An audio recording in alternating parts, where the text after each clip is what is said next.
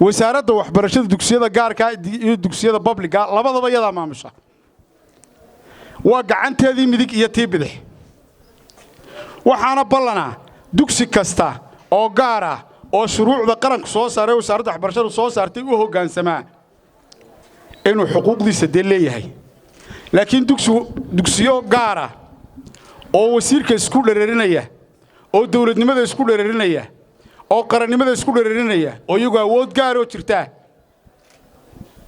oo mar walba gacan maroojin sameynaya si ay tooda u noqoto waxaan leeyahay tiina noqon maysa ta qaranka noqonaysa insha Allah tiina noqon maysa ta mujtamaca Soomaaliland iyo dawladnimada Soomaaliland dantu ugu jirtay noqonaysa insha Allah dawladnimadu waa qoriisu dhiib waad ogtino shan madaxweynaha maanta Soomaaliland maraysa waad ogtino wasaaradda waxbarashadu 14 wasiir bay maraysaa wasiirka 14aad Cismaan Jaamacaadna waa maanta hogaamintii gacanta ku haya waad ogtino waxaan ku yiri dugsigan Faarax Omar waqti dheer buu soo jiray kuwiina halkan fadhiya bari toona madaxdii wadanka tihiin